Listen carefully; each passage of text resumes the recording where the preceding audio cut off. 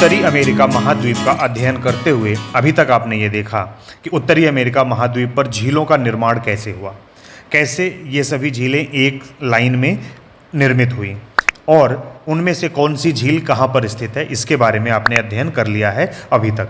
आज हम आपके साथ जो डिस्कस करने चल रहे हैं वो है द ग्रेट लेक्स रीजन, वृहद झील क्षेत्र। कहाँ पर स्थित है? नॉर्थ अमेरिका में। अगर आप देखोगे तो उत्तरी अमेरिका के दो देश कनाडा और यूएसए, इनकी सीमा रेखा निर्धारित करती है 49 डिग्री नॉर्थ लैटिट्यूड यानी 49 डिग्री उत्तरी अक्षांश, या इसी को आप 49th पैरेलल रेखा भी कहते हैं। ये यहाँ से ऐसे सीधे आती है। हमने आपको बताया था कि अगर ये इसी को सीमा रेखा मान लेंगे तो ये बृहद झील क्षेत्र पूरा का पूरा किसका भाग हो जाएगा? यूएसए का। लेकिन अंतर्राष्ट्रीय फोरम के अनुसार, उसके लॉ के अनुसार, कि जब दो देशों की सीमाओं पर कोई वाटर बॉडी सिचुएटेड है तो उस पर दोनों देशों का अधिकार होता है। इसी वजह से यहाँ पर ये इनकी सीमा रेखा इन बृहद झील क्षेत्रों से होती हुई फिर आगे गुजरती है। तो इधर क्या हो गया? ये हो गया 49th पैरेलल। इसके बाद ये बृहद झील क्षेत्र, फिर इसके बाद ये सेंट लॉरेंस नदी इन दोनों देशों, किसकी? कनाडा और यूएसए की सीमा रेखा बनाती है, इसकी बाउंड्री बनाती है। ये विश्व की सबसे शांत बाउंड्री लाइन है, अनगार्डेड है। यहाँ पर कोई सैनिक नहीं तैनात है, ठीक है? कोई मिलिट्री, कोई सेना नहीं है इसकी रक्षा के लिए। ये सबसे शांतिपूर्ण, विश्व की सबसे शांतिपूर्ण सीमा रेखा है। तो आज हम अध्ययन करेंगे इस बृहद झील क्षेत्र का। बृहद झील क्षेत्र एक बहुत ही महत्वपूर्ण और औद्योगिक क्षेत्र है कनाडा और यूएसए दोनों का। बहुत तेज़ी से विकसित होने वाला क्षेत्र भी है। क्यों? इसके बारे में आज जो चर्चा करेंगे उससे आपको समझ में आ जाएगा। यहाँ की पॉपुलेशन डेंसिटी भी बहुत ज़्यादा है, कारण कि जब यह औद्योगिक क्षेत्र है, बहुत तेज़ी से विकसित हो रहा है, तो सीधी सी बात है कि जनसंख्या इसके आसपास ही निवास करेगी। इन झीलों में अगर हम आपको बताएं तो ये जो 49 पैरेलल है, ये यहाँ से लेक सुपीरियर में जब इंटर करती है, आगे बढ़ती हुई ये सीमा रेखा लेक ह्यूरॉन झील से होती हुई, फिर ये इधर नीचे इरी लेक से होती हुई ओंटारियो लेक से होती हुई फिर आगे सेंट क्लेयर नदी, और फिर ये सीधा आगे निकल जाती। ठीक है। अब ये लेक सुपीरियर जो है, इसके यहाँ किधर? उत्तर में कनाडा वाले पोर्शन में यहाँ पर स्थित है थंडर बे। कौन सा बे? Thunder, THUNDER। ये थंडर बे जो स्थित है ये लेक सुपीरियर का ही एक भाग है। इसके इस पोर्शन पर आपको मेसाबी रेंज स्थित है, जो यूएसए वाला रीजन है। यहाँ पर जो मेसाबी रेंज है ये आयरन ओर के लिए फेमस है। किसके लिए फेमस है? आयरन ओर, लौह केंद्र के लिए, लौह अयस्क के लिए। इसी सुपीरियर झील के पश्चिम में यहाँ पर एक शहर, औद्योगिक केंद्र स्थित है, डुलुथ। कौन सा है? डुलुथ। तो डुलुथ कहाँ पर है? लेक सुपीरियर के पश्चिमी भाग पर। ये एक औद्योगिक केंद्र है। कैसा औद्योगिक केंद्र? तो यहाँ पर आयरन ओर मिल रहा है, तो ये आयरन बेस्ड इंडस्ट्री यहाँ पर लगी हुई है।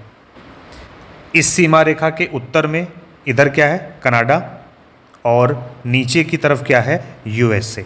इस बात को आप बिल्कुल ध्यान में रखिएगा। अगर आपसे क्वेश्चन ये पूछता है कि लेक सुपीरियर किस देश में स्थित है, ऑप्शन अगर सिंगल हो तो आप देख रहे हो कि लेक सुपीरियर का ये पोर्शन कनाडा में है, लेकिन उससे कहीं ज़्यादा पोर्शन यूएस में है। तो अगर आपसे सिर्फ सिंगल ऑप्शन देना हो तो सिंगल ऑप्शन के लिए आपका आंसर होगा कि लेक सुपीरियर यूएसए में स्थित है। क्यों? क्योंकि इसका आधे से ज़्यादा पोर्शन कहाँ पर सिचुएटेड है? यूएसए में। लेकिन अगर आपके पास option USA and Canada both हो तो फिर आप उस समय यूएसए एंड कनाडा दोनों ऑप्शन पर जाएंगे। क्लियर है ये बात? अगर सिंगल आंसर देना हो तो सिंगल आंसर में यूएसए, और अगर आपके पास यूएसए एंड कनाडा दोनों का ऑप्शन है तो ये यूएसए एंड कनाडा बोथ होगा। आगे बढ़ते हैं। तो लेक ह्यूरन और लेक सुपीरियर को जोड़ने के लिए यहाँ पर बीच में है सू कनाल। कौन सी?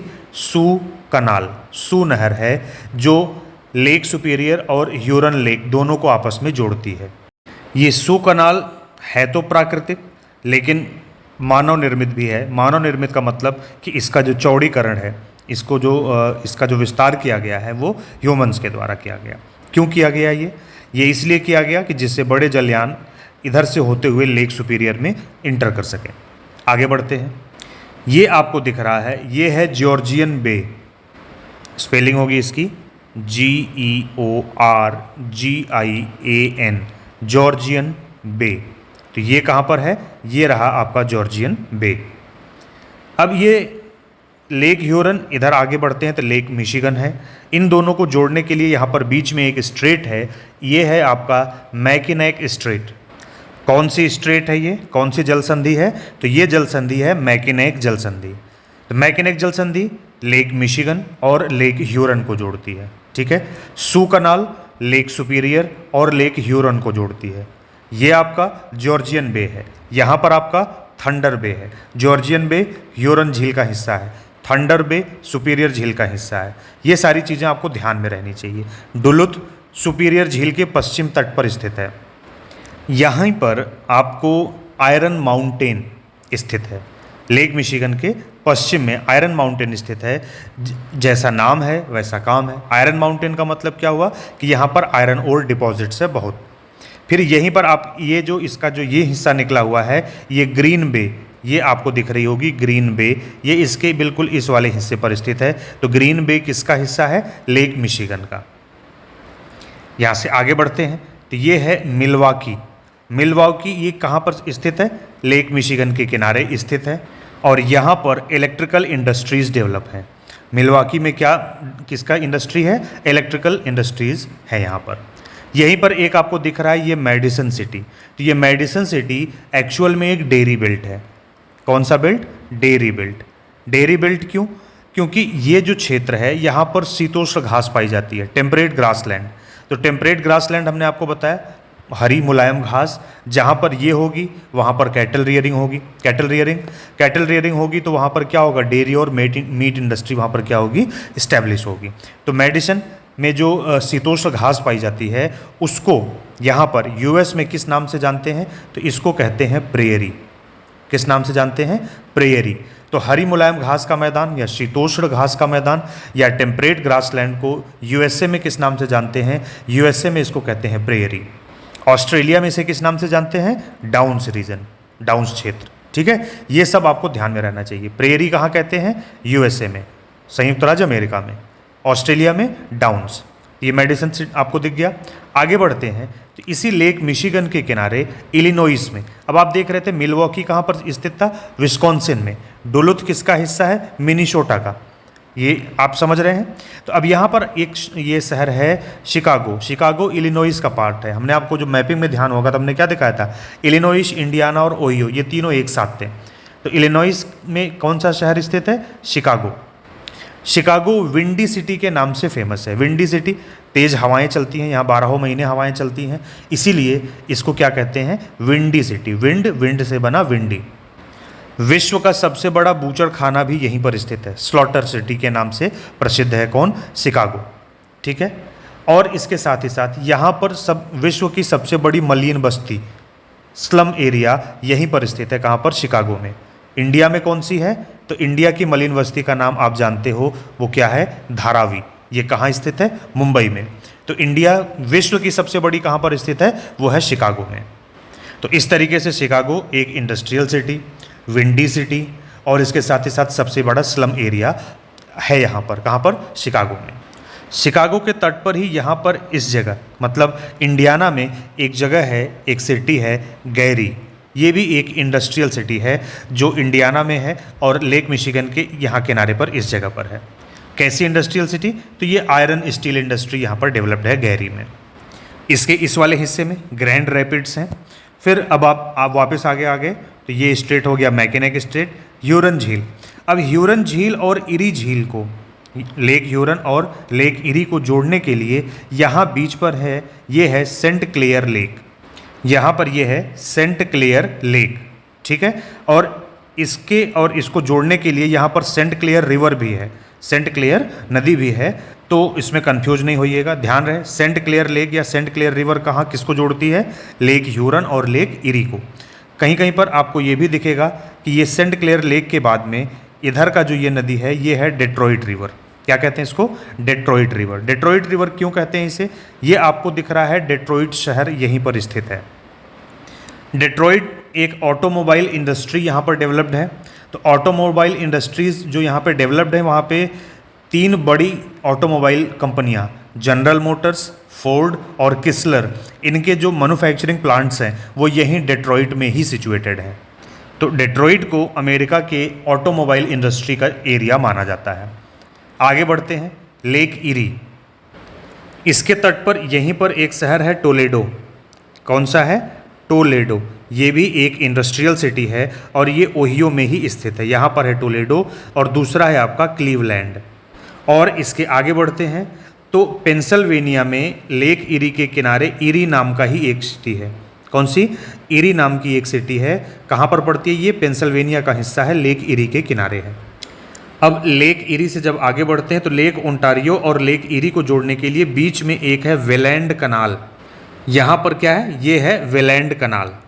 वेलैंड कनाल में क्या हो रहा है कि इधर से एक नदी है, ये है आपकी नियाग्रा नदी। कौन सी?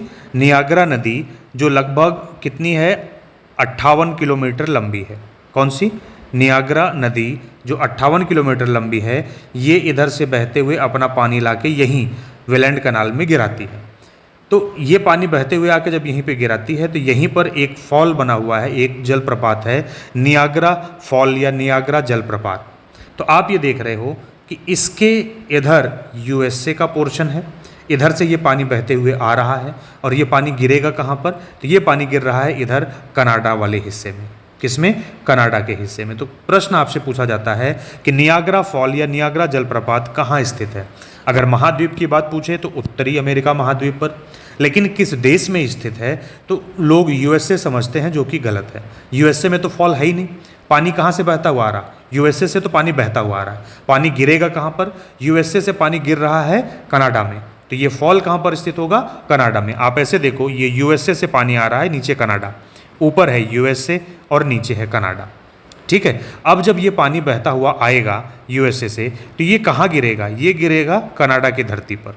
तो अगर आपको इस फॉल का, इस जलप्रपात का पूरा आनंद उठाना है तो आपको कहाँ होना पड़ेगा? यहाँ पर नीचे आपको कनाडा में होना पड़ेगा।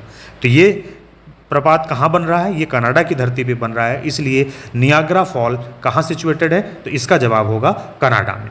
तो कनाडा वाले इसका आनंद भी लेते हैं, लोग यहाँ पर सैलानी घूमने भी आते हैं और ये एक प्रमुख आकर्षण केंद्र है। यहीं पर आपको इरी लेक के इधर ये पूर्वी हिस्से पर एक सिटी स्थित है, बफेलो। ये न्यूयॉर्क की सेकंड लार्जेस्ट सिटी है। न्यूयॉर्क स्टेट की, न्यूयॉर्क राज्य की दूसरी सबसे बड़ी सिटी है बफेलो।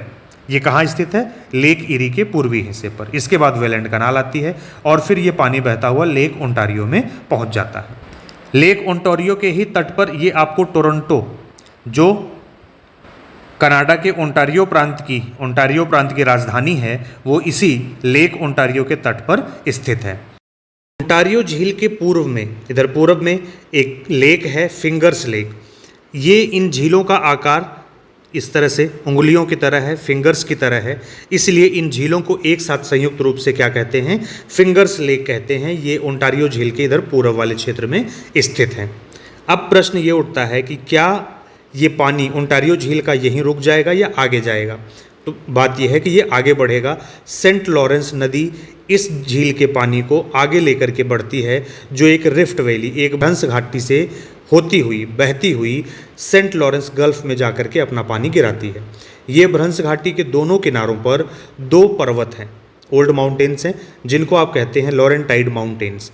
भ्रंश घाटी का निर्माण कैसे होता है? पहले तो पूरी लैंड ऐसे होती है, लेकिन फिर बीच का एक हिस्सा धंस जाता है, दब जाता है, और किनारे के दो हिस्से ऐसे ही उठे रहते हैं। तो ये हो जाते हैं माउंटेन, जो आपके लॉरेंटाइड माउंटेन्स हैं, और इन्हीं के बीच से होकर के बहती है सेंट लॉरेंस नदी, जो अपना पानी ओंटारियो झील से लेकर के जाती है और सेंट लॉरेंस गल्फ में ले जाके गिरा देती है।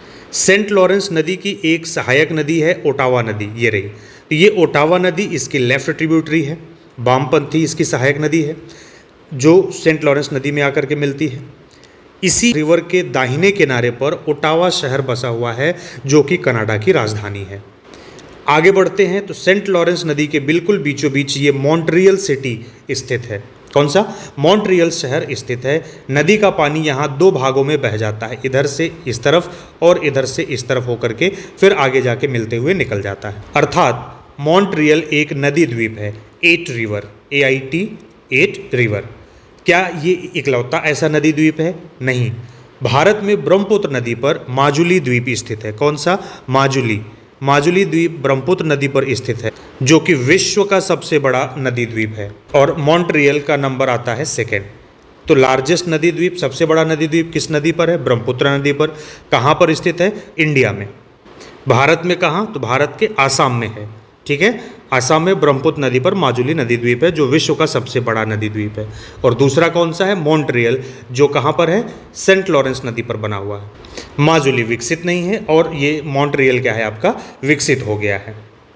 मॉन्ट्रियल की चर्चा आप बार बार और कहाँ सुनते हो? तो आपको ध्यान आ रहा होगा मॉन्ट्रियल प्रोटोकॉल, जो कि 1987 में हुआ था। मॉन्ट्रियल प्रोटोकॉल 1987 में ओजोन समझौता जो है वो यही मॉन्ट्रियल सिटी में हुआ था, इसीलिए आप वहाँ भी इसका नाम सुनते हो।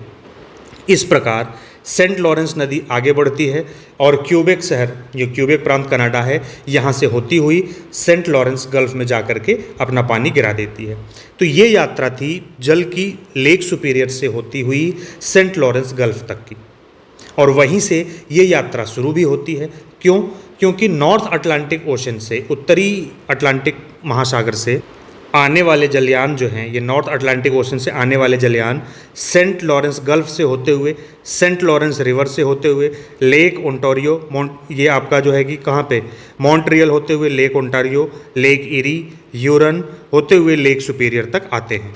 बाहर से लाए हुए कच्चे माल को इन झीलों के किनारे बसे हुए औद्योगिक शहरों को देते हैं, बदले में यहाँ पर बने उत्पादों को ले करके यहीं से बाहर निकल जाते हैं, अर्थात यहाँ के उत्पादों का निर्यात भी करते हैं। इसलिए आयात निर्यात का यह जल परिवहन इतना महत्वपूर्ण है कि इस क्षेत्र का आर्थिक विकास बहुत तेज़ी से हुआ। इसीलिए यहाँ पर पॉपुलेशन डेंसिटी बहुत ज़्यादा है। इसीलिए कनाडा और यूएसए एक दूसरे के दोस्त हैं। क्यों? क्योंकि ये झीलें उनके लिए क्या हैं? वरदान सिद्ध हुई हैं। आपके सभी प्रश्नों का उत्तर मिल जाएगा। जैसे सबसे पहले सूर्योदय किस बृहद झील में होगा? तो जो सबसे पूरब में होगी। सबसे पूरब में है लेक ओंटारियो, तो सबसे पहले कहाँ पर सूर्योदय होगा? तो वो होगा लेक ओंटारियो में। फिर इसके बाद आता है कि सबसे बाद में सूर्यास्त किस झील पर होगा, किस बृहद झील पर होगा? तो जो सबसे पश्चिम में होगी। सबसे पश्चिम में सुपीरियर झील है, तो सुपीरियर झील में सबसे बाद में सूर्यास्त होगा। फिर अगला, दिसंबर के महीने में जब सूर्य मकर रेखा पर लंबवत होता है, तो उस समय उत्तरी ध्रुव से आर्कटिक वृत्त से बर्फ की चादर दक्षिण की ओर बढ़ती हुई आ रही होती है। तो सबसे पहले कौन सी झील जम जाएगी, कौन सी झील फ्रीज होगी? तो आप ये देखो, उत्तर से जब ये जमना शुरू होगी तो सबसे पहले कौन सी झील जमेगी? सुपीरियर लेक सबसे पहले जम जाएगी। सबसे मीठा पानी किसका होगा? तो सबसे मीठा पानी लेक सुपीरियर का होगा, क्योंकि ये डायरेक्ट सोर्स है। फिर ह्यूरन, मिशिगन, इरी और ओंटारियो का होगा। सबसे ज़्यादा प्रदूषित पानी किसका होगा? तो इन शहरों के किनारे से होते हुए जब ये पानी आगे बढ़ता है तो इनकी तमाम प्रदूषित चीज़ों को लेते हुए, पोल्यूशन को लेते हुए आगे बढ़ता है, तो जो सबसे आखिरी में है यानी ओंटारियो, इसी का पानी सबसे ज़्यादा प्रदूषित होगा। प्रश्न आता है विश्व की सबसे बड़ी मीठे पानी की झील या फ्रेश वाटर लेक कौन सी है? तो उसका जवाब होगा लेक सुपीरियर। लेकिन अगर आपसे पूछा जाता है कि सबसे बड़ी झील कौन सी है, तो उसमें आपका जवाब होगा कैस्पियन सी। क्या जवाब होगा? IAN, कैस्पियन सी। क्यों? क्योंकि इसका नाम है कैस्पियन सागर, लेकिन ये चारों तरफ लैंड से घिरा हुआ है, तो ये एक झील है। तो कैस्पियन सी या कैस्पियन सागर कैसी झील है? तो ये एक खारे पानी की झील है, जिसको आप लवड़ी झील कहते हैं। मीठे पानी की सबसे बड़ी झील लेक सुपीरियर, खारे पानी की सबसे बड़ी झील कैस्पियन सी, विश्व में सबसे बड़ी झील कैस्पियन सी। कौन सी झील के किनारे कौन सा औद्योगिक शहर स्थापित है, ये आपको ध्यान रखना चाहिए। डुलुथ किसके किनारे? Lake superior. फिर उसके बाद आपका मिलवॉकी, शिकागो, गैरी, ये कहाँ पर? मिशिगन लेक के किनारे। डेट्रॉइट, तो यहाँ पर हो गया लेक इरी के किनारे आप कह सकते हैं। फिर इसके बाद आपका आता है क्या यहाँ पर? टोलेडो, क्लीवलैंड, इरी, ये सब के सब इरी झील के किनारे। आपका बफेलो इरी झील के पूर्व में। टोरंटो लेक ओंटारियो के किनारे। किंगस्टन, ये भी लेक ओंटारियो के किनारे। तो ये सब आपको पता होने चाहिए। जैसे आपका ये रोचेस्टर, ये किसके? लेक ओंटारियो के किनारे। तो ये सब आपको बिल्कुल पता होने चाहिए कि किस झील के किनारे कौन सा शहर है, कौन सा औद्योगिक नगर स्थित है। थंडर बे लेक सुपीरियर का हिस्सा है। फिर आपका जॉर्जियन बे लेक ह्यूरन का हिस्सा है। सू कनाल किसको जोड़ती है? लेक सुपीरियर और लेक ह्यूरन को। मैकिनेक किसको जोड़ती है? लेक मिशिगन, लेक ह्यूरन को। ईरी और ओंटारियो को कौन जोड़ता है? वेलैंड कनाल। ह्यूरन और ईरी को कौन जोड़ता है? सेंट क्लेयर लेक और सेंट क्लेयर रिवर। मॉन्ट्रियल कहाँ पर स्थित है? तो सेंट लॉरेंस रिवर के बिल्कुल बीचों बीच एक नदी द्वीप है। विश्व की सबसे बड़ी स्लॉटर सिटी कौन सी है? शिकागो। सबसे बड़ी मलिन बस्ती कहाँ पर स्थित है? शिकागो में। विंडी सिटी किसे कहते हैं? शिकागो को। अमेरिका की ऑटोमोबाइल इंडस्ट्री सिटी किसको कहते हैं? डिट्रॉइट को। अब ये सारे प्रश्नों के जवाब आपके माइंड में हमेशा रहने चाहिए और ये सारी जगह ये बाउंड्री आपको दिखनी चाहिए। क्लियर है? अगर आपसे पूछता है कि कनाडा और यूएस की बाउंड्री कौन कौन बनाते हैं, तो 49 डिग्री पैरेलल, बृहद झील क्षेत्र और सेंट लॉरेंस नदी, ये तीनों मिलकर के कनाडा और यूएस की बाउंड्री बनाते हैं। अगर ऑप्शन सिर्फ 49th पैरेलल है तब तो वही है, अगर इन तीनों का ऑप्शन है एक साथ तो ये तीनों सही जवाब होंगे। यहीं पर आपको दिख रहा है टेनेसी, ये रही टेनेसी रिवर। तो वर्ल्ड की फर्स्ट हाइड्रो इलेक्ट्रिक प्रोजेक्ट जो है वो इसी टेनेसी नदी पर बनाया गया था। विश्व की प्रथम जल विद्युत परियोजना किस नदी पर बनाई गई? टेनेसी नदी पर बनाई गई। यह एक बहुउद्देशीय नदी परियोजना है और ये नदी कहाँ पर स्थित है? यूएसए में। प्रश्न अगर आता है कि विश्व की प्रथम जल विद्युत परियोजना किस नदी पर और कहाँ बनाई गई थी, तो इसका जवाब होगा टेनेसी नदी पर। और कहाँ पर? संयुक्त राज्य अमेरिका में बनाई गई थी। और एक चीज़ आप यहीं पर देख लो, ये रहा फ्लोरिडा। फ्लोरिडा में एक लेक है, लेक ओकीचोबी। इसको मैं बड़ा करके आपको दिखा देता हूँ। ये रही आपकी, ये है लेक ओकीचोबी। ये कहाँ पर स्थित है? फ्लोरिडा में। ओकी एक हिटाची वर्ड है जिसका मतलब होता है वाटर और चोबी का मतलब होता है बड़ा। ठीक है, तो ओकीचोबी का मतलब बिग वाटर लेक। ये एक मीठे पानी की झील है जो कहाँ स्थित है? फ्लोरिडा में। तो इस वीडियो में इतना ही, फिर मिलते हैं अगले वीडियो में। तब तक आप देखते रहिए videos bye DRS maths, DRS toppers live. Playlist में जाइए, chapter wise, topic wise, maths, geography, सारे वीडियोस आप देखिए। आपको जो भी डाउट होता है प्लीज़ वो हमसे पूछिए ज़रूर। वीडियो आपको पसंद आता है इसे लाइक ज़रूर करिएगा, इसे अपने दोस्तों के साथ शेयर ज़रूर करिए और साथ ही साथ आप ज़्यादा से ज़्यादा क्वेश्चन को प्रैक्टिस करिए और हमसे पूछिए। इस वीडियो को देखने के लिए आपका बहुत बहुत धन्यवाद। फिर मिलते हैं अगले लेक्चर में कुछ और नई चीज़ों के साथ में।